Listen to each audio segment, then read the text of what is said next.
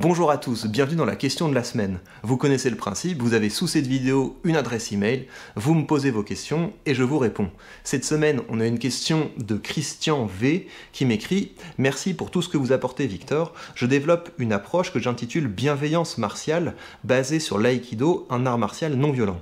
Bienveillance car veiller à plus d'harmonie, de dialogue, on rejoint votre moins de débat, mais aussi martial pour se battre, pour maintenir cette bienveillance. Ma question, où situez-vous le point d'équilibre ou de rupture entre les attitudes tolérantes, respectueuses, et les attitudes polémistes, voire agressives, qui peuvent être nécessaires pour survivre dans un monde dur, et la politique n'est pas des moindres, ou bousculer le camp d'en face dans ses certitudes pour rentrer dans le dialogue? Alors, c'est une question sur laquelle je n'ai pas fini de réfléchir, mais voilà ma position actuellement. Je me focalise sur la diffusion des choses que je trouve belles, utiles et intéressantes, en ignorant royalement les attaques. Et si j'ai développé cette philosophie, c'est en raison de mon expérience de professeur, de formateur et de conférencier. Quand vous êtes en train de partager votre savoir face à une salle, vous allez toujours avoir une poignée de gens qui sont là pour vous défier. C'est des gens qui ne supportent pas que la lumière soit sur vous. Et l'erreur, c'est de vous focaliser sur ces gens, parce que c'est de l'énergie mal investie. Et ce pour deux raisons. D'une part, parce que vous n'allez pas faire changer d'avis quelqu'un qui vous a dans le nez, et d'autre part, parce que vous feriez bien mieux de vous consacrer sur l'immense majorité, sur tous ceux qui sont contents d'être là et désireux d'en savoir plus. Et je considère, et je vous conseille d'en faire de même, que ma priorité c'est de développer toujours plus mon expertise et d'aider ceux qui me suivent avec plaisir à passer des niveaux. Après, bien sûr, on n'est pas toujours dans une position où on enseigne, où on fait la leçon. Des fois, on se retrouve dans des situations où il faut confronter les idées. Voilà comment je me représente ces situations.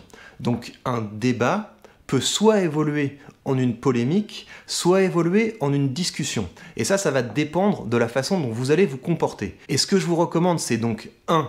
De faire tout votre possible pour faire évoluer le débat vers une discussion, et 2. Si ce n'est pas possible parce que l'autre s'est vraiment mis en tête de vous nuire, de ne pas vous démonter et de lui mettre un bon coup de pression. Pour y parvenir, vous devez avoir une idée claire de ce qu'est une discussion.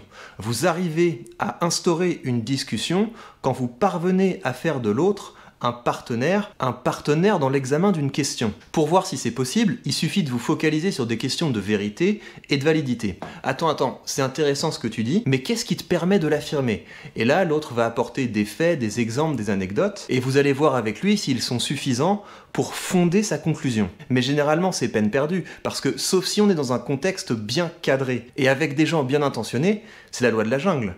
Et ça, il faut savoir l'assumer. Et si vous sentez que l'autre a juste envie de faire le malin, a juste envie de vous marcher dessus, il faut vite lui faire comprendre que s'il vous cherche, il va vous trouver, que là, on est en train de discuter, mais que ça peut très vite prendre une autre tournure. Dites-vous bien que la rhétorique et la dialectique sont des disciplines qui ne peuvent pas tout. Elles se pratiquent entre gens civilisés et bien intentionnés. Après, je sais qu'on peut aussi se former à un art de la polémique, c'est ce que fait Schopenhauer avec son art d'avoir toujours raison, mais moi, ça ne m'intéresse pas. Le côté petite pique, petite vanne, comme si on était à la cour de Louis XIV, ça va 2 minutes. Et je pense que si on parvenait à recadrer plus régulièrement tous les petits intrigants qui se prennent pour des autres, on évoluerait vite vers un espace public plus civilisé. Merci beaucoup Christian pour ta question, et merci à vous tous pour vos questions.